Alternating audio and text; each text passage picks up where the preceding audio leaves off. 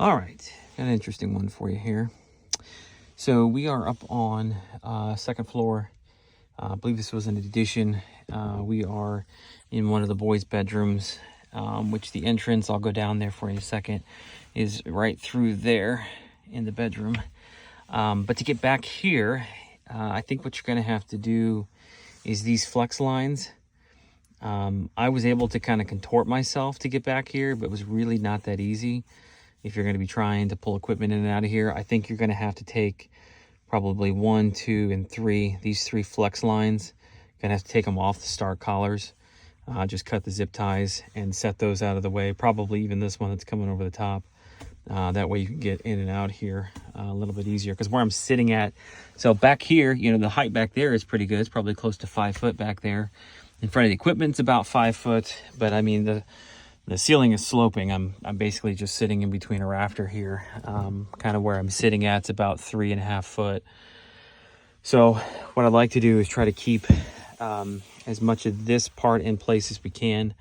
There's actually a nice little platform everything is sitting on. These 2x4s here, keeping it all up off the ground. It's an 80%er going right up the roof here. Looks like it's going to have to be a downflow, so your return's coming in on this side.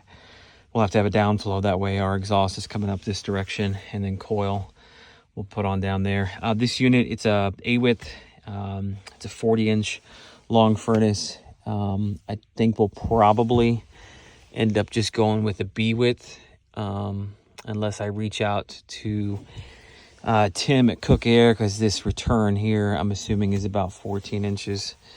That return box right there. But I know the coil's a B width down here, so we'll see what I'm able to get a hold of in time. We do have a drip tray underneath all this. Gas lines are coming through here right in front of the system.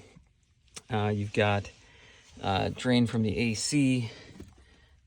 Looks like everything's running underneath, going back out over there along with the line set. I know that the drip tray is not covering the entire furnace here, but it is covering all of the coil.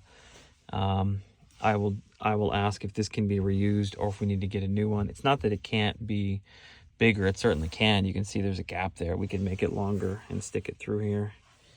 We'll need to get a new puck put in there as well. Just trying to avoid pulling all this out in such a tight space. The filter as well, there's a Honeywell filter back here.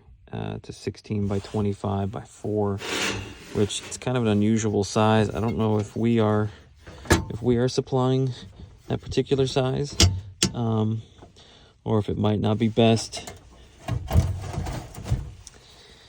just to come in with one of our Aprilaire units. It's just this fits so nicely. If you come back in with like a 20 by 25, I mean, the thing's going to be sticking up over the top. So I think this size probably makes sense, and just continue to use that.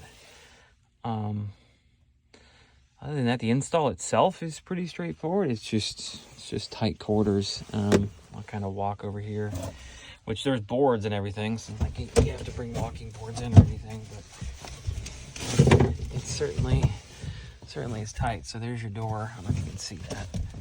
There's your door right there.